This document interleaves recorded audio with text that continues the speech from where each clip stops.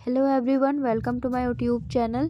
सामान्य अध्ययन के अभी हम लोग 30 क्वेश्चंस को डिस्कस करने वाले हैं और इसी चैनल पर झारखंड जीके के भी प्रैक्टिस सेट्स को डिस्कस किया जा रहा है, तो चैनल पर ज़रूर से विजिट करेंगे। स्टार्ट करते हैं। क्वेश्चन नंबर फर्स्ट है, सत्रिया किस राज्य की शास्त्रीय नृत्य शैली है? और ये जो सेंट्रल वाला एसएससी एग्ज़ाम होता है ना, उसमें भी कई बार पूछा गया, तो ये हमारे लिए इम्पोर्टेंट हो जाता है। सत्रिया जो है ना, ये असम राज्य की एक प्रमुख नृत्य शैली है। ऑप्शन सी हमारा राइट आंसर होगा। और ये जो सत्रिया नृत्य है, सबसे प्राचीन नृत्य इसको माना जाता है। जैसे कि यहाँ पर आप ऑप्शन में देख रहे हैं आंध्र प्रदेश, तो यहाँ की प्रमुख नृत्य कौन सी होगी? तो यहाँ पर कुचिपुड़ी यहाँ की प्रमुख नृत्य है। और असम का देख लिए, जैसे कि उत्तर प्रदेश है, यहाँ का कथक जो है ना, कंफ्यूज नहीं होना है, कथक है ना, कथक नृत्य उत्तर प्रदेश की है। और कथकली जो होगा वो केरल का प्रमुख नृत्य है। कथकली है ना, शास्त्रीय नृत्य। नेक्स्ट देखते हैं, स्वतंत्र भारत का प्रथम उर्वरक संयंत्र स्थापित किया गया था। कहाँ पर ये किया गया था? करेक्ट आंसर इसका होगा ऑप्शन बी, सिंदरी में है। और ये कहाँ पड़ता है? तो झारखंड राज्य में। नेक्स्ट क्वेश्चन है, और एक इम्पॉर्टेंट पॉइंट वहाँ यहाँ पर, भारत में प्रथम उर्वरक कारखाना जो है ना 1906 में रानीपेट, जो कि तमिलनाडु में है, ये यहाँ पर खोला गया था। और राजमुंद्री आंध्र प्रदेश राज्य में है, गोदावरी नदी के तट में। जैसे यहाँ ऑप्शन डी में मुंद्री होगा, यहाँ पर टाइपिंग मिस्टेक है। नेक्स्ट है, निम्मू बाजगो नामक बांध निम्नलिखित में से कौन सी नदी पर है?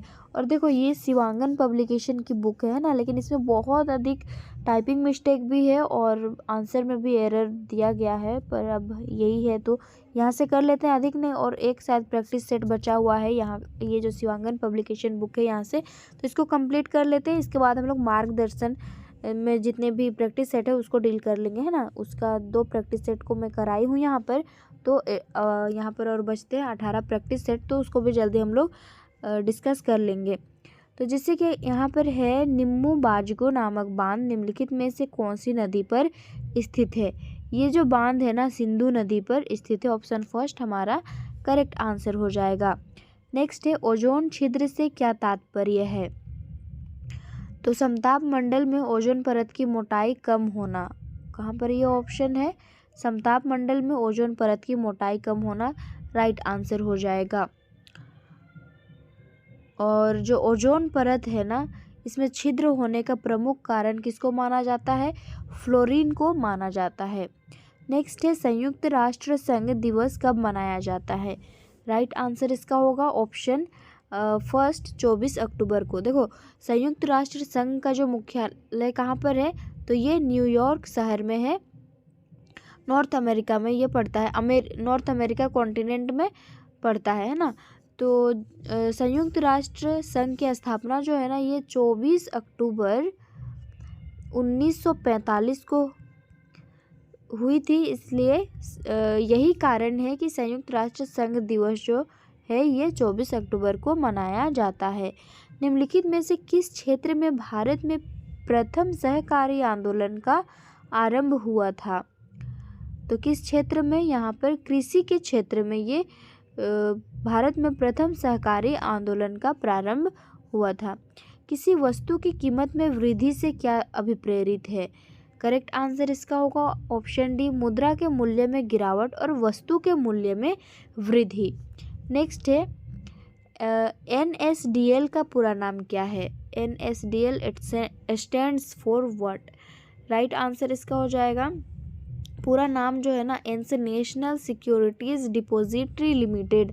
ऑप्शन यहाँ डी राइट आंसर हो जाएगा, national securities depository limited, NSDL का पूरा नाम। निम्नलिखित में से कौन सी पार्टी या संगठन डॉक्टर अंबेडकर द्वारा स्थापित नहीं किया गया? करेक्ट आंसर ऑप्शन फर्स्ट होगा, दलित समाज शोषण मुक्ति मोर्चा मंच।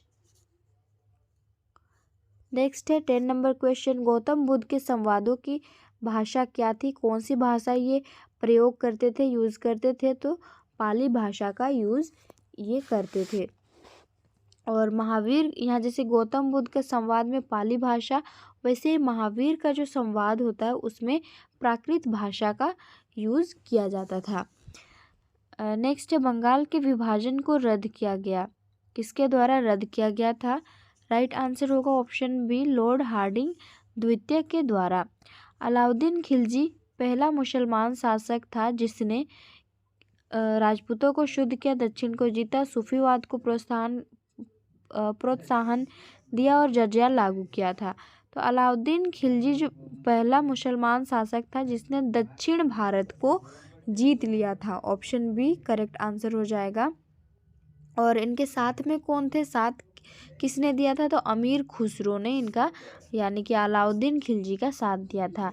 राजस्व में रैयतवाड़ी प्रयोग का प्रारंभ किसके द्वारा किया गया?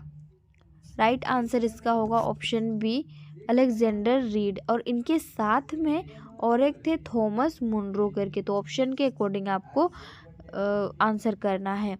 सर्वोच्च न्यायालय ने निजता के अधिकार को संविधान के किस मूलभूत का अधिकार के अधीन में रखा है? निजता के अधिकार को करेक्ट आंसर होगा ऑप्शन डी, अनुच्छेद 21 में, आर्टिकल 21 में। निम्नलिखित में से कौन सा संविधान संशोधन राष्ट्रपति को किसी भी मसले को पुनः विचार करने के लिए मंत्रिमंडल को भेजने की शक्ति प्रदान करता है? इसका राइट आंसर होगा ऑप्शन डी, 44वां संविधान संशोधन के द्वारा। क्वेश्चन नंबर 16 है, सुमेलित करना है हमें। यहाँ पर संवैधानिक प्रावधान है और यहाँ पर स्रोत है। तो मौलिक अधिकार जो है ना, ये कहाँ से लिया गया है? मौलिक अधिकार को अमेरिका का अधिकार पत्र यहाँ से। और राज्य की नीति निर्देशक तत्वों को कहाँ से लिया गया है? तो ये आयरिश संविधान से। संसदीय सरकार को कहाँ से? तो ब्रिटिश संविधान। और केंद्र राज्य संबंध कनाडा का संविधान से ये लिया गया है स्रोत। तो ऑप्शन सी हमारा करेक्ट आंसर हो जाएगा। नेक्स्ट है, ग्लोब हंगर इंडेक्स निम्नलिखित में से किसके द्वारा प्रकाशित किया जाता है? ग्लोबल, यहाँ पर ग्लोबल होगा। ग्लोबल हंगर इंडेक्स जो है ना, ये international food policy research institute द्वारा जारी किया जाता है। ऑप्शन फर्स्ट, ऑप्शन यहाँ पर बी राइट आंसर होगा। लोकतंत्र के बारे में निम्न कथनों पर विचार करें। इनमें लोगों द्वारा निर्वाचित सरकार का गठन होता है।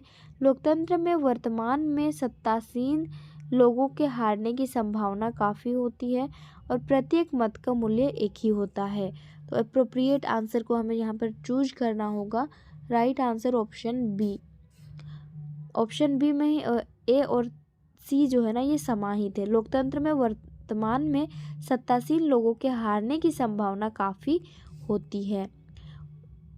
अच्छा नहीं, ये ऑप्शन बी नहीं आंसर होगा। राइट आंसर इसका हो जाएगा ए बी सी, यानी कि तीनों ही करेक्ट है ना। बी वाला राइट आंसर हो जाएगा।